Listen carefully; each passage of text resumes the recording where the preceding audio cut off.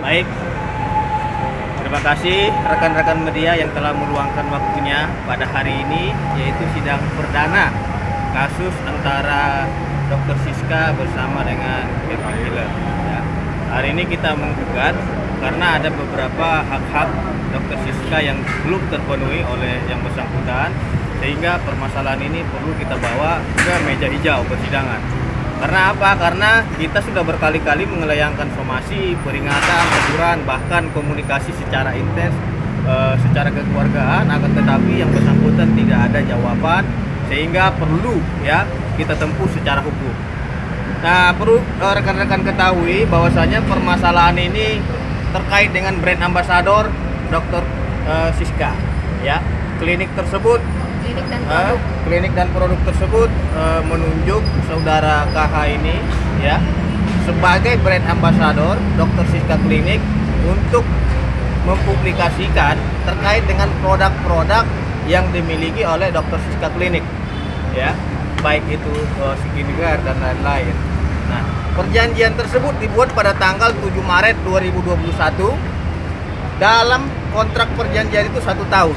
Nah, dalam 1 tahun per bulannya itu yang bersangkutan harus melakukan posting 12 kali postingan dengan 2 slide ya, history. Ini saya jelaskan biar lebih clear lagi ya.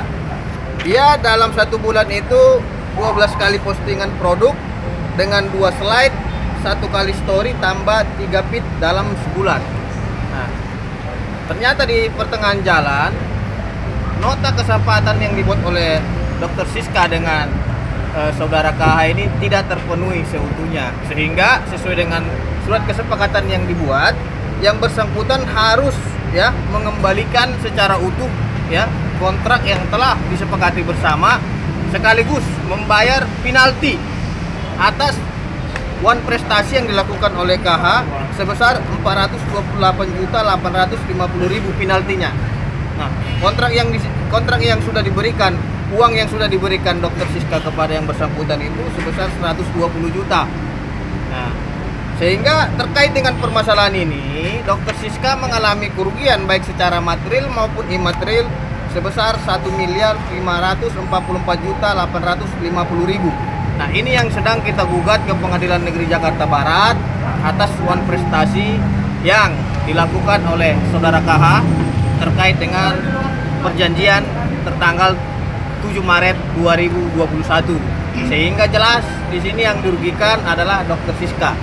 Nah, Dr. Siska sudah melaksanakan prestasinya dengan memberikan uang kepada yang bersangkutan melalui cek, akan tetapi tidak terpenuhi seutuhnya.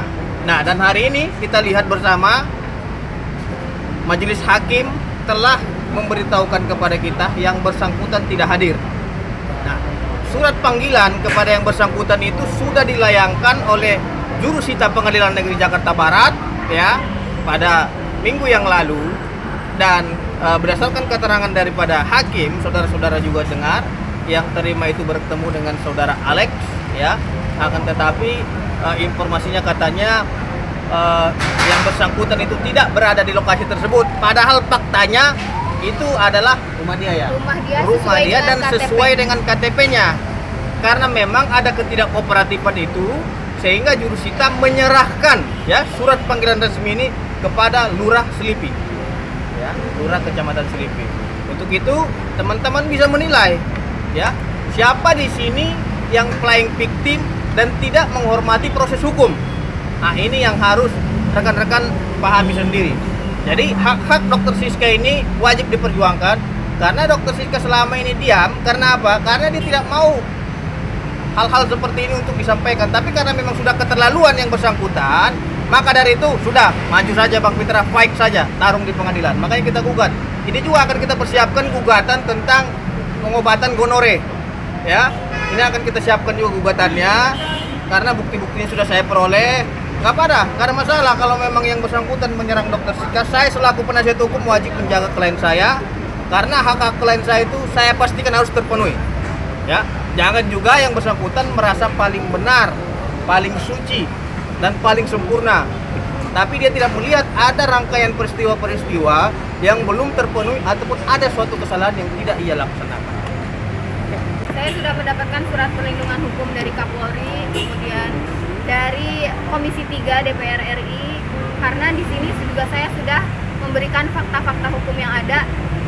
Yang pasti mungkin kalian juga mengetahui bahwa dia tidak mengakui telah melakukan penganiayaan terhadap saya.